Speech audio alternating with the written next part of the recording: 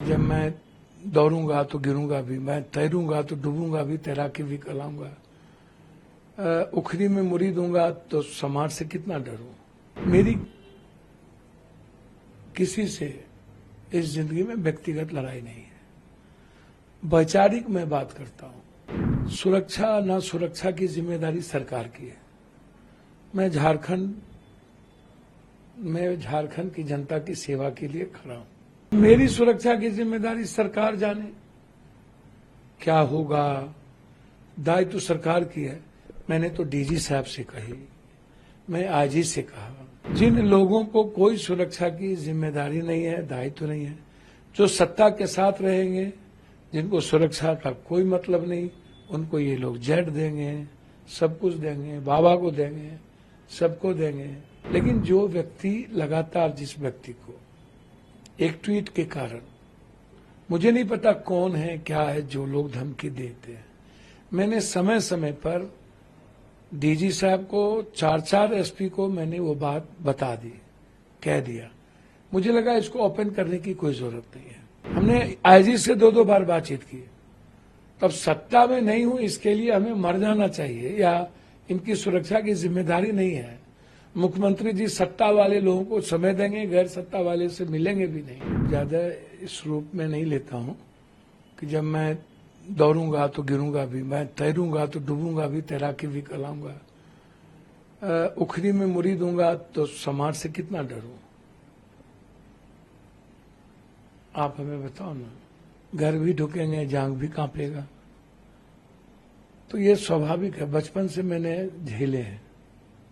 मैंने देखा है सामाजिक न्याय की लड़ाई में, सामाजिक व्यवस्था में कई तरह के उतार चढ़ाव। कहावत है, कुत्ता चले, हाथी चले बाजार, कुत्ता भूखे हजार। मेरी किसी से इस जिंदगी में व्यक्तिगत लड़ाई नहीं है। वैचारिक मैं बात करता हूं। गाना नहीं है, मिर्ची लगी तो मैं क्या करूं। तो विचारों की बात तो मैं बोलूंगा ना। सुरक्षा ना सुरक्षा की जिम्मेदारी सरकार की है। मैं झारखंड की जनता की सेवा के लिए खड़ा हूं, लड़ रहा हूं। हेमंत सोरेन जी झारखंड का बेटा है। लगातार यातनाएं दी गई, मारने का प्रयास उन्हें किया गया। शेरनी की तरह मेरी बेटी कल्पना सोरेन उठी, और मुझे लगता है कि आज आम लोगों की आवाज बन चुके हैं। देश के हित में झारखंड महागठबंधन के लिए मैं यहां काम कर रहा हूं, अपने कर्तव्यों का काम कर रहा हूं। अब मेरी सुरक्षा की जिम्मेदारी सरकार जाने, क्या होगा दायित्व तो सरकार की है। मैंने तो डीजी साहब से कही, मैं आईजी से कहा, मैं सीएम साहब से कई बार मिलने का प्रयास किया, नीतीश बाबू से। मैं उनके चीफ सेक्रेटरी से बातचीत की सुरक्षा को लेकर के। जिन लोगों को कोई सुरक्षा की जिम्मेदारी नहीं है, दायित्व नहीं है, जो सत्ता के साथ रहेंगे, जिनको सुरक्षा का कोई मतलब नहीं, उनको ये लोग जेट देंगे, सब कुछ देंगे, बाबा को देंगे, सबको देंगे।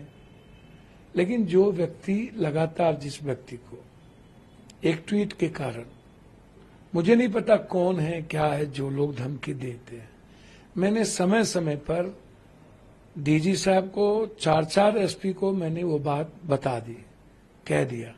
मुझे लगा इसको ओपन करने की कोई जरूरत नहीं है, हाय तौबा मचाने की जरूरत नहीं है। और इतनी धमकी के बावजूद मैं बम्बई गया था। मैं सलमान जी से मिला, बात की मैंने। उस दिन रात में डिनर था मेरा। मैं बाबा सिद्दीकी के परिवार से मिला, फिर हम आए। तो ये सामाजिक जीवन में, पारिवारिक जीवन में व्यक्तिगत काम है, वो हर व्यक्ति को करना चाहिए। दुख के घड़ी में रहना चाहिए। तो हम तो नहीं डरे, हम तो अपना काम कर रहे हैं। हम बम्बई भी गए, हम अपनी जिम्मेदारी का निर्वहन भी कर रहे हैं। कल बिहार में जो घटना घटित हो रही है, वहां भी जा रहे हैं। तो हमने तो पूर्णिया में भी, Purnia SP, Katihar SP, Madhepura SP, IG, DG, हमें जब खबर मिली इस नंबर से लोग आए हुए हैं विभिन्न जगहों पर, हमने नंबर तक दिया। हमने आईजी से 2-2 बार बातचीत की। तब सत्ता में नहीं हूं इसके लिए हमें मर जाना चाहिए या इनकी सुरक्षा की जिम्मेदारी नहीं है। मुख्यमंत्री जी सत्ता वाले लोगों को समय देंगे, गैर सत्ता वाले से मिलेंगे भी नहीं। तो कम से कम बिहार सरकार इतना बेशरम तो ना हो कि आप, और भारत सरकार से, गृह मंत्री जी से भी मैंने बातचीत की। क्या मैं लेटर लिखा गृह मंत्रालय को? मैं बातचीत तक किया था सुरक्षा को लिए, फोन आए उनके, मैंने उस वक्त बातचीत भी की अमित शाह जी से, फिर पत्र भी लिखा। तो सत्ता के साथ आप नहीं हैं तो आप मरिए, श्रद्धांजलि बाद में दे दी जाएगी। अब नीतीश बाबू तो किसी से मिलते ही नहीं, उन्हें तो मिलने ही नहीं दिया जाता, घेर के रख दिया गया है। नीतीश जी से ये जो जमीन माफिया है, गलत लोग हैं, पप्पू यादव जैसे सच्चाई वाले लोगों को मिलने ही नहीं देगा। और उनके चीफ सेक्रेटरी कहते हैं दीपक बाबू की सुरक्षा के लिए आपको नीतीश जी से मिलना होगा। मैं उनके प्राइवेट सेक्रेटरी को फोन करता हूं तो वो कहते हैं कि मैं कह दिया हूं।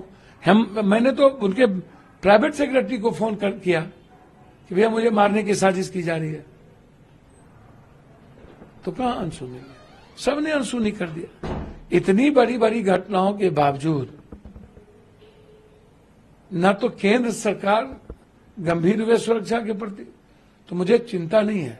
मैं तो आग्रह हाथ जोड़ के करूंगा, आप सुरक्षा देने में सक्षम नहीं है तो आप कह दीजिए, मैं अपनी सुरक्षा खुद कर लूंगा। सलमान खान के प्रकरण के बाद जब उन पर आपने उनके बारे में बातें की, उनसे नजदीकी आपने जाहिर की, उसके बाद से धमकी आने लगी? देखिए, सलमान खान की बात नहीं है या बाबा सिद्दीकी की बात नहीं है, ना किसी गैंग की बात है। मैंने स्वाभाविक रूप से एक ट्वीट किया कि देश, संविधान, लोकतंत्र से बड़ा कोई नहीं, कोई व्यक्ति नहीं।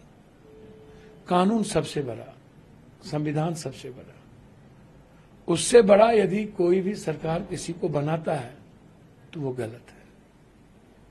बस मैं फिर कह रहा हूं, ना मेरी किसी से निजी दुश्मनी है, ना मुझे किसी के गैंगवार से लेना देना है।